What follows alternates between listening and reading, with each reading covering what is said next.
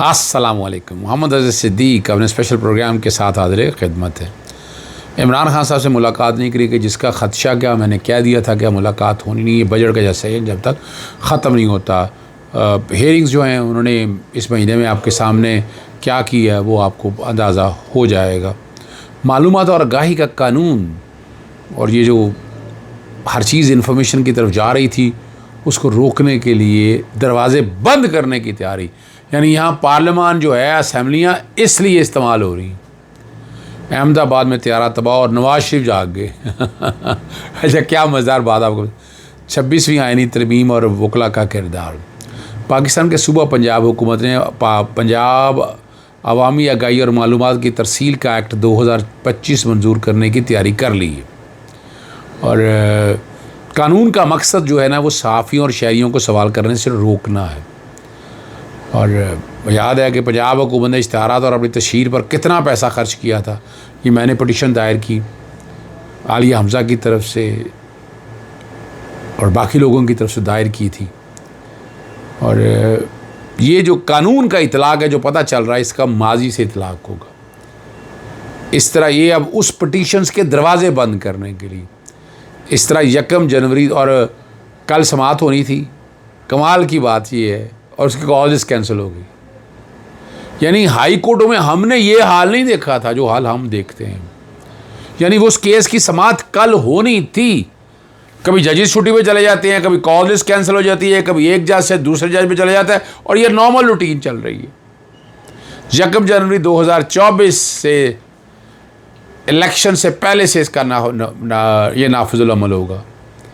और ये कानून जो है ना पंजाब की हुकूमत के किसी भी इश्तिहारी एजेंसी के ज़रिए किसी भी platform, billboard, TV, print, radio, cinema, digital पर अवामी आगाही मुहिम चलाने की इजाज़त देता है। आप समझ नहीं है बात रहा, समझे इस बात को।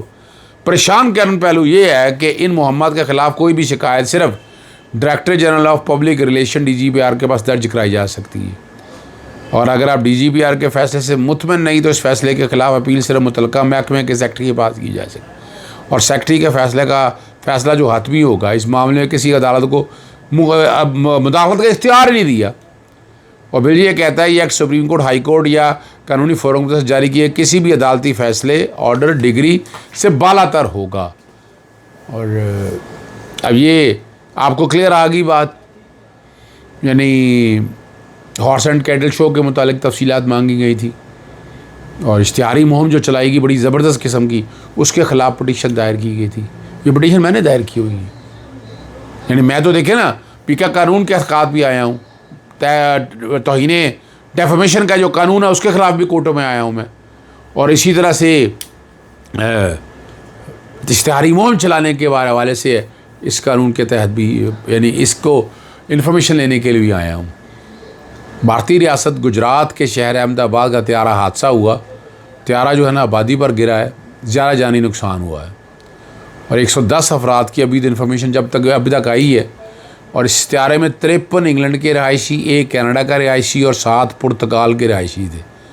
नवाज शरीफ ने इस पर बड़े अफसोस का इजहार किया है। पाकिस्तान के अंदर जितनी शहादतें हुई उस पर तो सोया रहा है नवाज शरीफ। यानी क्या अमेरिका से, मीडिया से प्यार है यार, जो भी क्या कहेंगे इस हवाले से। और आपको पता है जनाब आसिफ अली जरदारी साहब और बिलावल भुट्टो कहा करते थे मोदी का जो यार है गद्दार है। ये बातें आप हम सुना करते थे। अली बुखारी जो है ना दोस्त हैं और इस्लामाबाद हाई कोर्ट के सदर वाजिद इलानी को एक ख़त लिखा है। और पाकिस्तान तहरीक इंसाफ हर जंग में लड़ रही है। 26वीं आईनी दर पर खामोशी पर इजहार नाराज़गी किया कि आप खामोश रहें, गैर जानेदारी शराकतदारी करार दी। साबका मौक़िफ़ की रोशनी में इंसाफ लॉयर्स फोरम ने हमायत की और जिसके नतीजे में वाजिद गिलानी साहब सदर मुंतखब हुए। और अफसोस हुआ कि बतौर सदर 26वीं आईनी तरीम पर खामोश रहकर अपनी साबका पोजीशन से इनहराफ किया। आप 26वीं आईनी तरीम के ख़िलाफ़ कानून की हुक्मरानी और अदलिया की ज़मीन आज़ादी पर यकीन रखने वाला ज़ाहिर करते थे और इस वजह से बताते हैं कि वकला ने वोट दिया और लेकिन इलेक्शन जीतने के बाद 26वीं आईनी तरीम में खामोश हैं। जजिस ट्रांसफ़र के ख़िलाफ़ पिछले सदर बार के सुप्रीम कोर्ट में दायर दरख्वास्त वापस ले ली। आपके इन इक़दामात पर वो कहते हैं जी मैं high court bar member high court से तहफ़्फ़ुज़ात का इजहार करता हूँ। इन इक़दामात पर नाराज़गी और नापसंदगी का इजहार करता हूँ और कहते हैं उम्मीद करता हूँ कि आप हुकूमत के इन गैर आइनी और गैर कानूनी इक़दामात के ख़िलाफ़ अपनी आवाज़ बुलंद करेंगे। कहाँ आवाज़ बुलंद होनी है, कोई आवाज़ बुलंद नहीं होनी है। किस्सा मुख्तसर जो है, अडयाला जेल में आज जुमेरात का दिन था, फैमिली के लोगों की मुलाकात का दिन था, किसी को इजाज़त नहीं मिली। वही बड़ी मुश्किल से इकट्ठे हुए आए बाहर, किसी को आने की इजाज़त नहीं थी। और ये मैंने आपके सामने बता दिया था कि बजट के वजह से किसी को मिलने नहीं दिया जाएगा और मुमकिन तहरीक जो शुरू होनी है उसके हवाले से इमरान खान को बंद कर दिया जाएगा, पिंजरे में बंद कर दिया एक तरह से। इमरान खान से कोई नहीं मिल सकता। क्यों नहीं मिल सकता, ये सवाल इनसे पूछा जाए, इनके पास जवाब कोई नहीं है। लेकिन ये सारा कुछ हो रहा है, यहाँ हो रहा है सारा। ये होना तो नहीं चाहिए, लेकिन आपके सामने ही मौजूद है। यानी हर्ज क्या है, हक क्या है इमरान खान साहब से मिलने का, वकला का, उनके फैमिली मेम्बर्स का। आइन और कानून इजाज़त देता है, प्रिजन एक्ट इजाज़त देता है, प्रिजन रूल्स इजाज़त देते हैं, universal declaration of human right, ICCPR, Nelson Mandela rules, Cairo declaration. और इस पर बैन अल-अक़वामी दुनिया खामोश बैठी हुई है। UN का वर्किंग पेपर आर्बिट्रेरी डिटेंशन पे आया, रेजोल्यूशंस पास हुई। लेकिन अब जो बात है, अब बात समझिएगा, अमेरिका ने जो चाहता था, अमेरिका ने अपने वो टारगेट पूरे कर लिए, पंजे गड़ गए। अब पाकिस्तान में आवाज़ कोई नहीं उठ रही, इसराइल के ख़िलाफ़ आवाज़ नहीं उठ रही, बाकी निगों के ख़िलाफ़ कहाँ आवाज़ उठ रही है। और एहसन इकबाल ने बजट पर एतराज़ दाग दिया। वो हैसियत क्या होनी है, कौमी सतह पर तरक्याती अखराजात कम होना तशवीशनाक है।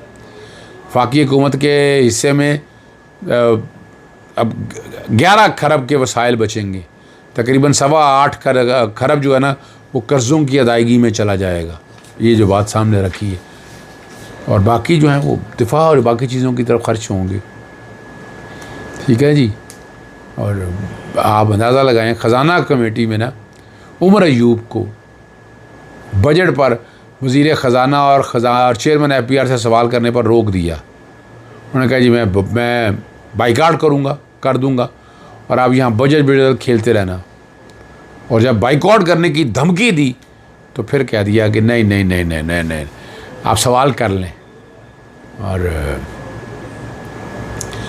अब जो शहबाज शरीफ जो बातें कह रहा है, इतलात यही हैं कि वजारत पानी पार्लिमानी अमूर ने चेयरमैन सेनेट और स्पीकर कौमी असम्बली की तनख्वाहों में 600% इजाफे की मंजूरी दे दी।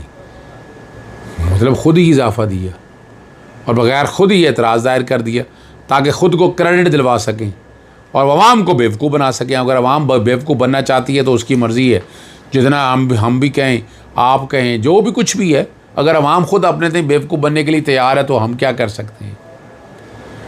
अमेरिका में जो तैयारियां चल रही हैं, इसराइल एहतजाज की तैयारियां चल रही हैं और वहाँ पूरी दुनिया से लोग जाने हैं और वहाँ यकीन दहानियाँ करानी है कि हम आपके साथ खड़े हैं, हम आपके साथ चलेंगे।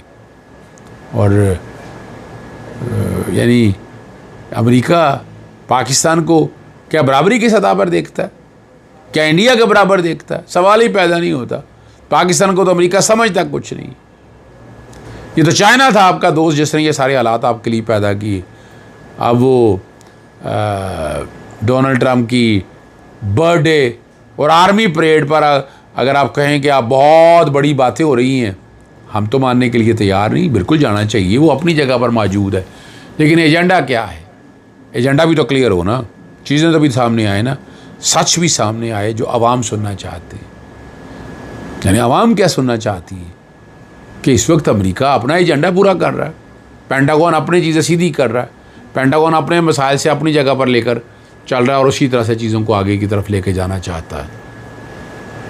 बात मुख्तसर है, किस्सा मुख्तसर है, हकीकत आपके सामने रख दी है और यही चीज़ें आपके सामने रखने का मकसद आप तक सच्चाई बताना है, आप तक हालात और वाक़यात बताना है, सच बताना है यहाँ पर। और आर्मी परेड का मकसद क्या है? अब वो मकसद ज़रा समझ आइएगा। बड़े बड़े अभी आप सौदागर हैं असले के, तो सौदागर के असले का काम सौदागर ही चला है ना, और उसी को लेकर चलना है ना। यहाँ कोई आवाज़ उठाएगा पूरी दुनिया में बता दें ना ज़रा पाकिस्तान की हैसियत क्या है। पाकिस्तान ना 3 में ना 13 में, माज़रत के साथ और 148 नंबर आ गया ग्लोबल में, 148 में से 148 ही पोजीशन है आपकी। इजाज़त चाहता हूँ। अस्सलाम वालेकुम, अल्लाह हाफ़िज़, पाकिस्तान जिंदाबाद।